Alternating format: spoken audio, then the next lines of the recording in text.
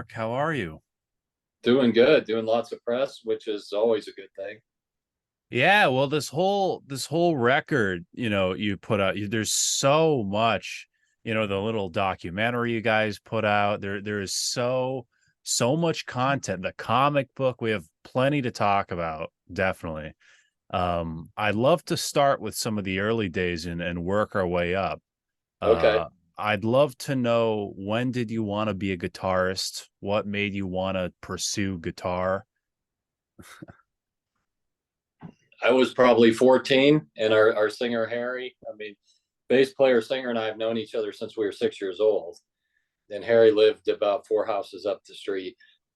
I was 14 and he was 15. He got a guitar, and it was so cool. And I went over his house, and just to hear an electric guitar in person was fantastic. Then they started playing Kiss songs. I couldn't believe how cool it is. It's playing like Detroit Rock City, and I'm like, oh my god, I got to get a guitar. So I saved together about $15, and my dad took me to the pawn shop. I bought this old beat up Strat copy for $15. So that got me started. Wow. Or you'd say Kiss is one of your biggest inspirations? Do you pull from like a lot of British new wave?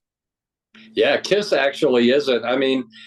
The other guys in the band, some of them are huge Kiss fans. I think they're okay. I'm not a big fan. Yeah, for me, new wave of British heavy metal was huge, and also, right before that, Rainbow with Dio was just absolutely my favorite. UFO as well. Yeah.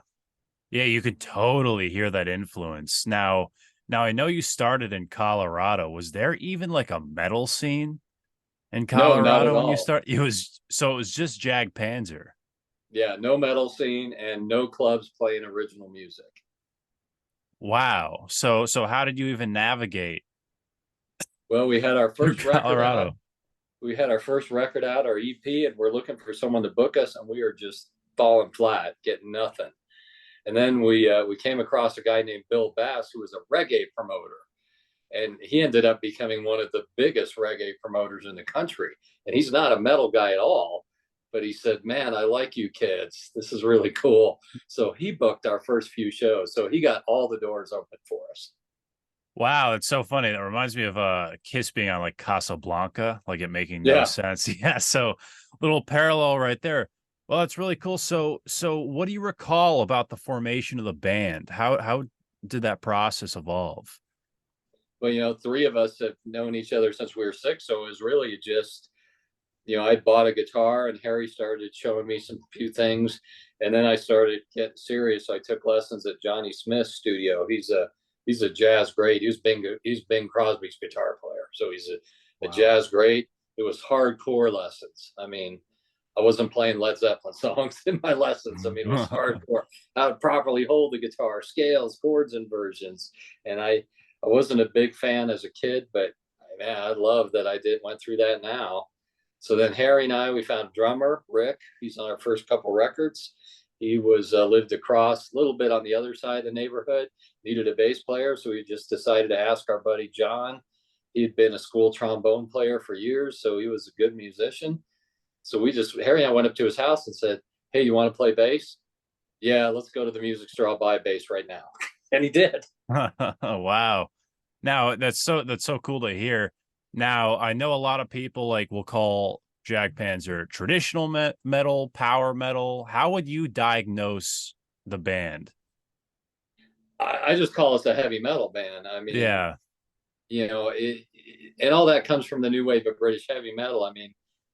They were called the new wave of British heavy metal because of geographic, but really there was lots of other great bands at the time. There was Ostrogoth from Belgium and Oz and Overdrive from Sweden. So it was really just this upcoming new heavy metal scene. So I just call us a heavy metal band, but if other people want to call us other things, that's cool. Cool. Nice. Tyrants was the first record you guys put out. Yeah. What was the recording and writing process like for that album? It was Can you remember? yeah, we were all underage, so it was really go to our rehearsal warehouse and stop at the liquor store and try to get somebody to get us wine. Wow. We'd take a bottle of wine to the liquor store, and then we to the rehearsal room, and then we'd order a pizza, and yeah, we'd be there till midnight. Our parents were really cool as long as we went to high school the next day and got our homework done. They didn't care. So we were rehearsing from 5 to midnight every night, just working on songs and really just hanging out a lot. It was fun. That's so funny to hear. And they had no idea like the kind of album you guys would go on, like put out and what it would become. Now, I love that record. The way I actually discovered you guys was that album and the album cover. Like I had to do a double take. I'm like, oh wow. Was there any issues with distributors with especially like the Yeah, there's a woman on bunch it? of them. Yeah. Oh yeah. What Yeah, where did yeah. that Some art people were come from? putting that's from another guy in the neighborhood, Keith, who was just a fantasy artist and super cool guy. And he was a couple years older than us. We'd go hang out at his house, and he said, "Hey, are you guys going to do a record?" And we had hoped to, but we just said, "Yeah, we're doing one." We were wildly optimistic, and he said, "Okay, I'll paint your cover." So That's we so said, funny. "Yeah." So it was cool. So we painted it. Yeah, there was a few issues with distribution, but it was all solved with electrical tape at strategic places. Solves most things, you know what I mean? Yeah. That's so cool. And I forgot to mention, I'm so curious. Jag Panzer is one of the most interesting band names I've ever heard. Where does this name come from? Well, we were called Tyrant, and we were sending out some demos, and then I got a letter from Mike Barney, which was really cool, and he said, I don't think you're the right band for Shrapnel, but I've really actually really liked your demo a lot. And he said, I think you guys can get a deal, but you can't be Tyrant. There's 50 of them already, including one in LA that's fairly established. So we all started just throwing out different names, and we had signed to Azra Records, and they sent us some suggestions. So we ended up with this list of about 50 names, and we just went to the public library and we're looking up each name, and that doesn't look that cool. And then we got to Jag Panzer with the D, and it was this monstrous heavy tank. And I thought, oh man, this looks great. So then we dropped the D in the middle to become Jag Panzer, and ran it by our dads. Our dads were all retired military. Wanted to make sure that wasn't a wimpy weapon or anything. And they're like, no, that was a formidable tank. It's a good name for a metal band. So that's how we came up with it. When I first saw it, it reminded me of Led Zeppelin a little bit. Kind of a 3 word in the front that looks vaguely English, and then like this war term or following it. So yeah, I liked it from the very beginning. Yeah, Ample Destruction is the next record you guys put out after that. It did not get a ton of praise when it first came out, but ended Oh, up becoming like, a cult classic and one of the best albums the band put out. Do you think it's like reception hurt future releases for the band? oh, absolutely did, because you know, we were signed only for the US, and Azra was great to us. And Azra was like, you guys own the master for Europe and the rest of the world. So I was sending it to every European label, and all of them passed. And I said, look, I'll just give you the record for free. Just release it. No, none of them were interested just because of that very early press. So yeah, that absolutely didn't help us, because subsequently, we were never on Headbangers Ball or anything like that, where you can, sort of build a huge fan base. We didn't have any of that, but we pressed forward because we really believed in the record. Yeah, and it's so funny what that album went off to become. You know what I mean? Just like a cult classic record. What do you remember about the writing and recording of Ample Destruction? Well, I remember we were almost done with the record, and we went over a buddy's house, and he played us Fast as a Shark, man, from Accept, and I just hung my head in shame. Said, "Oh man, these guys are just set the new bar." So we went home and wrote um, Generally Hostile and worked Oh on it for wow. a week, because we said we have to have a double bass song. And our drummer was like, "Oh, come on!" But he really put the effort in. Everybody worked on it. So we did that song. We booked time at the same studio. We did the EP, and we were recording in the winter. And for some bizarre reason, we made whoever was recording that day go chop firewood for the fire, because the studio was heated by a wood stove. Oh, So it wow. was completely probably the stupidest thing we could. Oh, you're doing vocals today? Okay, yeah, go chop wood. Drum parts, chop wood. Completely unheard of today. Yeah, but it was fun sessions. Came out good. Oh, I bet. I bet. So you put out Shadow Thief and there was like a little bit of a 10-year gap Yeah. after that. So was this a reaction to like the reception metal got in the 90s? Well, we had a lot of people leave. You know, our singer Harry had a chance to join Riot. We were all huge Riot fans, and our the friendship comes before the music business. We're all happy for him, so he's off to Riot. Joey signed to Shrapnel Records, which had been his dream. So happy for him. Um, Drummer got married and decided, he didn't want to do music, although he plays in a great cover band now. I mean, eventually got Yeah, back. yeah. So really, for a while, it was just John and I, the bass player, and so we eventually got Rickard on drums. He's born and raised in Sweden, but happened to move to the U.S. and in our city. And I said, "Who's your favorite drummer?" I just happened to meet him at a club, seeing another band, and he said, "Oh, I'm not sure you would have heard of him. It's a guy named Clive Burr." And I said, "Oh yeah, I know who Clive Burr is. We need to jam." And yeah, and he was into all my favorite drummers, so we just hit it off right away. And he's been in the band ever since. And we had a couple different singers, and then Harry came back, and we went full steam forward. Awesome. And now we're here with the Hallowed, came out very, very recently. Excellent record. I've loved everything that's also come with it, not just the music, but you guys put so much love and care in this record. What made you guys want to put out a concept album? We had done a concept before with Thane to the Throne, and he had a good time writing it. It was enjoyable for me because I got to approach it like I was writing a movie soundtrack and not really like writing some riffs. So I wanted to do it again, and everybody else was on board. So we said, let's come up with original concepts. Our drummer and I had a very, very broad idea, and our vocalist Harry just worked on it for 6 weeks and fleshed everything out with characters, scenes, and where songs are supposed to go. And we have a private band chat room, and everybody's asking Harry, "What's going on this scene? What's going on this?"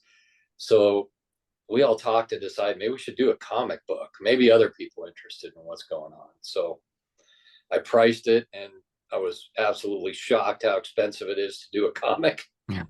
Like giant down payment on a car or comic. But I thought we could sell enough to so it wouldn't be a loss, and that would be cool. I mean, I'm not in the comic book business, so didn't need to be a profit thing. So yeah, comic books worked out good. It's actually almost sold out now. It's close. I think there's under 100 left. Yeah, and what's cool about the comic is that it's different. It's a different perspective from the album, correct? Like Yeah, it's the humans compared to the dogs.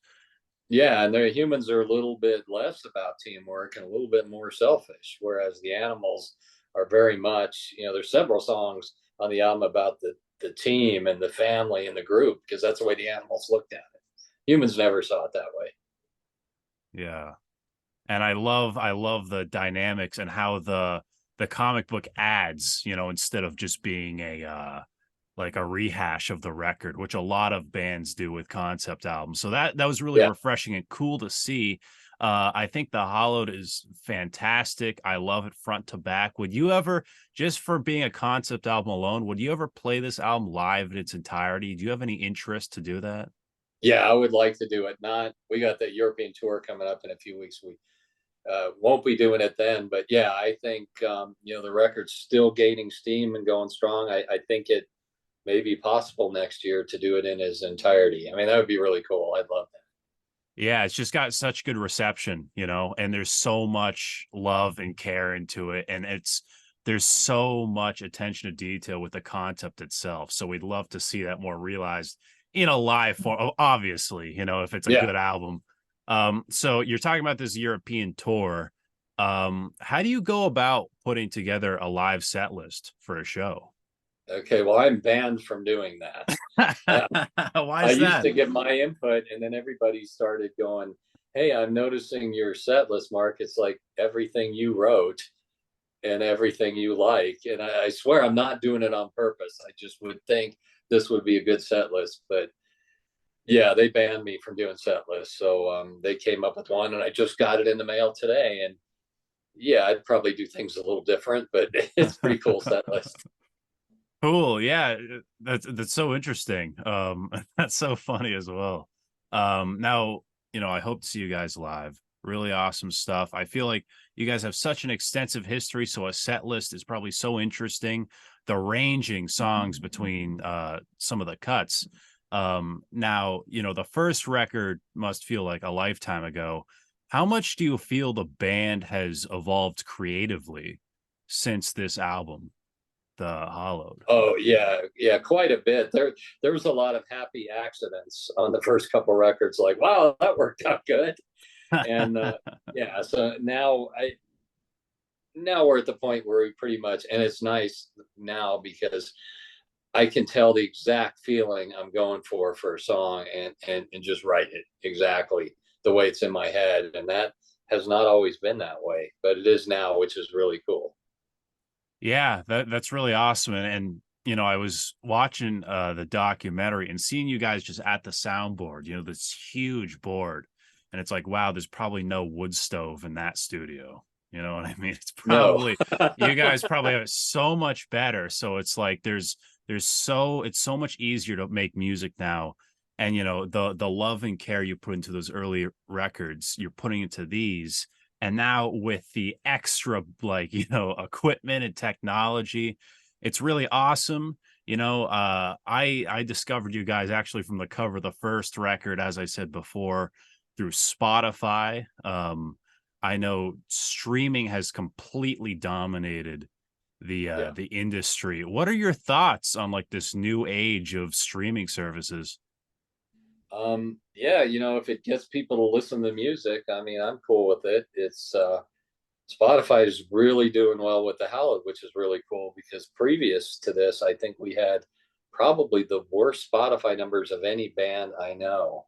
There were local bands here in town that would form for a couple of weeks. Like there was a country band, and they had better Spotify numbers than us. Hmm. I mean, other bands, I think like Virgin Steel for a while. I think they had 100 times our Spotify numbers, and Wow. yeah, we just had, there was no explanation for it. It was just so weird, but that's all changing completely with the Hallowed. I mean, they've got Spotify's got two big metal playlists. One's with I think 690,000 subscribers, and another's got 1.2 million, and they've got tracks from the Hallowed on both of those, which is Awesome. really cool. I'm very happy to see that.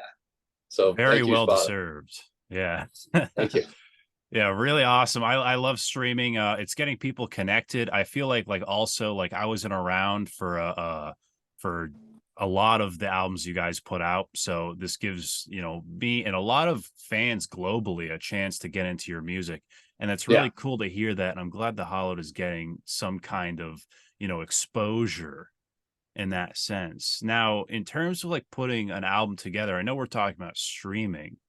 Do you think of how it would look on a vinyl at all? Or are you like, okay, this is the end of side A, this is going to be the start of side B? There you go. Perfect. Very prepared. Yeah, we actually have band meetings on that about how the vinyl is going to be broken up, and usually have the option of we can cut it because we like to do a double vinyl so we get the best sound quality. But yeah, there's always the option: do we cut it after 2 songs, 3 songs, or 4 songs? Or yeah, so we have like entire meetings about that are probably twice as long as I would like them to be, but some guys in our band like to talk for a couple hours on album composition, which is fine. Okay, so I'll listen. I'll join in. Yeah, fair enough. What's different about the physical media of the Hollow compared to just having it digital? Are there anything else you've added? Is there like a detailed inner sleeve at all? Yeah, yeah. There's a pretty cool inner sleeve with all the lyrics and the huge set of credits. There's a bunch of different photos in there. Yeah, Atomic Fire did a good job with the vinyl. Yeah, that's awesome. I'm hoping to get it at some point once I get money. But really awesome stuff, and even the early stuff I'd love to get. Now, are you guys even thinking about a next record? Is it just the Hallowed right now? Not even thinking Yeah, the about Hallowed right now. I mean, there's so much attention to this. There's a couple of us just doing like hours of interviews daily, which is really cool. So, and then there's the tour coming up, and I think we may do a book about it. We've got tons of photos and notes and everything. So we're thinking about that as well. Well, you guys went full steam with this record. I don't think I can't even think if there's anything missing because you got podcasts, interviews, a documentary, a comic book. Yeah, the Um, whole the whole postcard promotion thing. yeah, the I mean, that, postcard that as was well, where it played yeah, like an audio like yeah, spoken word yeah. thing. So cool. I don't know any band that's doing anything like that with any kind of record. So why do you guys go so full in on this record with so many of these ideas? Like, did it Well, just keep when snowballing? I was a little kid, like 9 and 10, and my older sister was heavily into music. I mean, she'd bring home like a Three Dog Night album, like the one she brought home had like a huge band-aid on it. And then I remember she had the Alice Cooper that the record was in panties, and Yeah. Kiss Kiss's Double Live Platinum had that whole platinum cover. So that, and Rolling Stones had the zipper on the cover. I mean, this all this stuff was really cool. When I was a kid, I mean, I loved it. And I talk to people now, and people much younger than me, and they never heard of any of that, and just really didn't have any concept of what it's like to tie all these cool things into an album. So yeah, we had a long band meeting about should we fund this and do it, and it was a thumbs up from everybody. And it was a lot of fun doing it. We did like 8 different postcards and the audio card and the documentary, and Yeah, well, that's why I love this album so much. And I was really lucky to talk to you here because it gave me an opportunity to like really dive into this record and like this and I was kept going, oh my God, they did this and this and this, and you can hear it on the record because this album was so inspired and it was such a vision, and you guys just had so much fun making everything you did. So that's why like someone, like me, like do I you knew your do you earlier have any of stuff. that? Any what? Do you Sorry. have any of that? Do you have any of that promo stuff like the audio card? No, no, no, no. I don't have Do you any of have it, any of it? unfortunately. I do not. I work at a record store. We'd love it. Okay, give Liz, yeah, give Liz your address, and I'll send you some stuff out. Totally, man. I love it because it's a great album. And what's Thank you. it's so cool also because you guys have been doing it for as long as you have. And it's really reassuring for me. And metal is almost having like a renaissance right now. Where Yeah, so many older bands are putting out really awesome releases. Bands are also starting, like there's a lot of modern metal bands right now. Have you kept an eye on any of these bands that have started recently or where metal has gone since you put out your yeah. first We've album? we've got a cool band in town called Chamber Mage, and they're like guys like 24, 25 playing traditional metal. Um, they're booking gigs like at basements of clubs, and I went to one of their gigs a couple of weeks. It was awesome. I mean, it was like what we would have done at that age. Any place you can get a gig, and they're just a good band, and it's yeah, it's exciting to follow them as a fan. And that must be so good to see because with everything that happened in the 90s, you know what I mean? It was Yeah, just such a dead spot for metal and it almost seemed like it was dead forever, but I'm the same age as those guys and like I yeah, I have this podcast, I've seen a million metal bands at this point. Um the vinyls are selling really well. So this album just came out at such a great time. And also with what you're saying with the numbers it's doing on Spotify, this must make the band feel amazing. yeah. You know We what I feel mean? it's a nice feeling. we're used to fighting with record companies over promotion. So Yeah. with Atomic Fire, before we signed with them, we said, look, we want to do this. We want to do these postcards. We want to do an audio card. We want to do a documentary. We want to do a comic book. And they were like, no problem. We'll work together. They said, we'll do our style of promotion. You do yours, and we'll meet in the middle with a successful release. And it's just worked out wonderfully. That's so amazing, because if you told a label that in the 80s, their head would explode, because it was, oh yeah. Yeah, like that is just so much. Did you ever have issues with labels back in the day? Oh yeah, all the time. I mean, I've generally had a great relationship with all labels, and they've had some good people, and I think every label has helped us out. But yeah, there's always promotional things that I would want to do and get told no. And it wasn't, the sad part is often it wasn't a budget thing. It was that they had a bigger band on the label, and the bigger band wasn't doing that. So they would say, no, Jag Panzer can't do it because this other band's not doing it, which was unfortunate. And we got none of that from Atomic Fire because they have some huge bands on the label. Wow. That's so unfortunate. And it really, like, I'm glad we're talking, because the Hallowed almost, with the early days of Jag Panzer, I feel like we were talking about, how albums were kind of pushed aside, they got bad reception, but then came on to be these classics. Now we live in an age where the music does the talking, instead of, well, I'm going to see what they say and then go out and then buy it at a record store. Now you can just listen to it. And I feel like because of that, the Hallowed is getting all this good press, and all these people are loving it.